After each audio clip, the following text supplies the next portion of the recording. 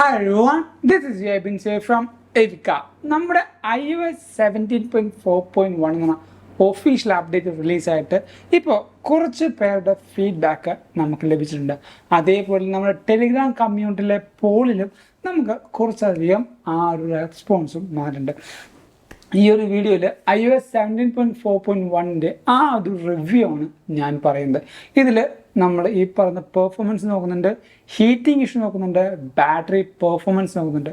ഈ മൂന്ന് കാര്യമാണ് മെയിനായിട്ട് നോക്കുന്നത്. കാരണം iOS 17.4.1 എന്ന് പറയുന്നത് ഒരു എന്താ പറയുക ഫീച്ചേഴ്സ് അല്ല, ഒരു അപ്ഡേഷൻ ആയിരുന്നില്ല.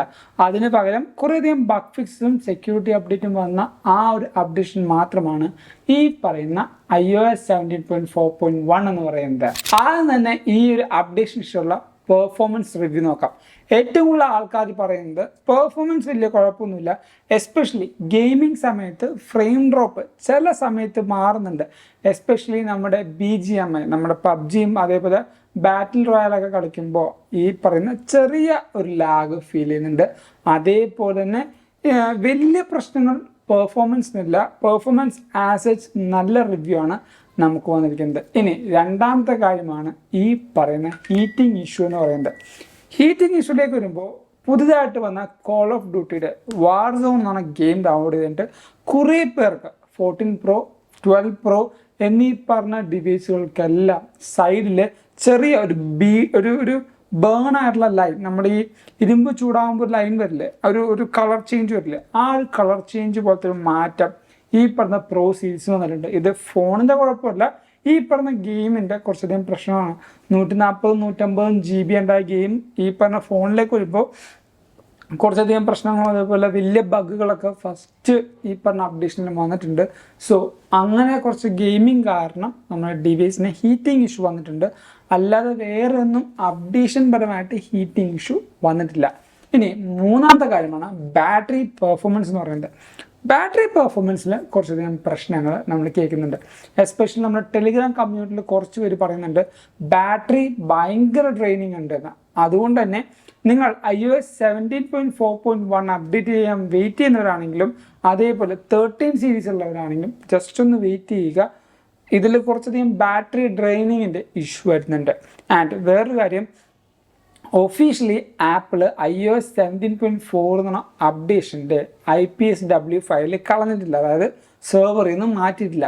നിങ്ങൾക്ക് 14.1 ഈ പറയുന്ന നല്ല ബാറ്ററി ഡ്രെയിനിങ് ഉണ്ടെങ്കിൽ ഏറ്റവും നല്ല സൊല്യൂഷൻ എന്താ വെച്ചാൽ നമ്മുടെ ഈ പറഞ്ഞ iOS 17.4ൻ്റെ IPSW ഫയൽ, അതായത് iTunes വഴി അപ്ഡേറ്റ് ചെയ്യാൻ പറ്റുന്ന ഫയൽ എടുക്കുക, ഡിവൈസ് റിക്കവറി മോഡിലേക്ക് ഇടുക. അല്ലെങ്കിൽ നമുക്കിപ്പോൾ വലിയ പ്രശ്നമൊന്നുമില്ല, അതുകൊണ്ട് തന്നെ ഡിവൈസ് മാക്കിലാണെങ്കിലും അല്ലെങ്കിൽ വിൻഡോസിലാണെങ്കിലും കണക്ട് ചെയ്തിട്ട് പ്രോപ്പറായിട്ട് അതിന് ബാക്കപ്പ് ചെയ്യുക. അതിനുശേഷം ഈ പറഞ്ഞ 17.4ലേക്ക് നിങ്ങൾ ജസ്റ്റ് ഒന്ന് ബാക്കിലേക്ക് അപ്ഡേറ്റ് ചെയ്യുക.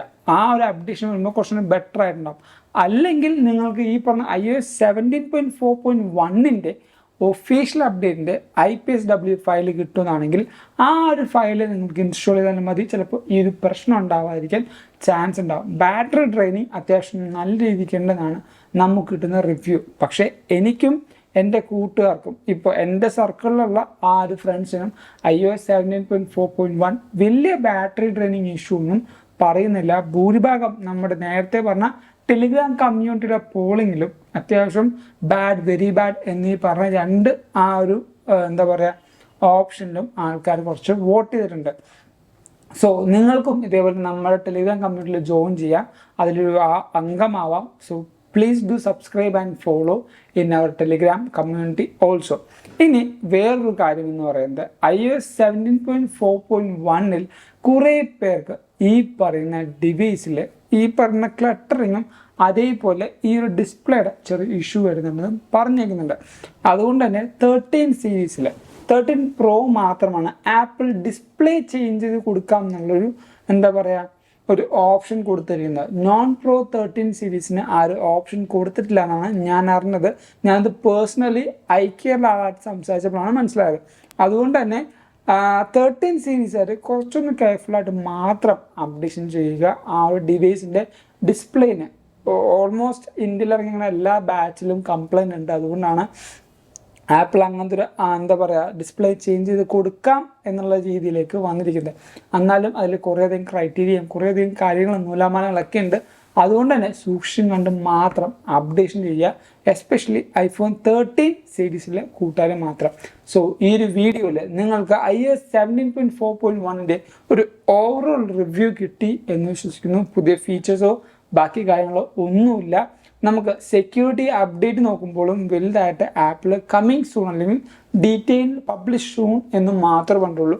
അതുകൊണ്ട് തന്നെ നമുക്ക് സെക്യൂരിറ്റി അപ്ഡേറ്റിലും എന്തൊക്കെയാണ് ആപ്പിൾ തന്നെ തന്നിട്ടില്ല. അങ്ങനെ തന്നാൽ മാത്രമാണ് നമുക്ക് ഈ പറഞ്ഞ സെക്യൂരിറ്റി അപ്ഡേറ്റ് കറക്റ്റായിട്ട് ആപ്പിൾ എവിടെയൊക്കെ റിസോൾവ് ചെയ്തെന്ന് നമുക്ക് മനസ്സിലാക്കാൻ പറ്റും.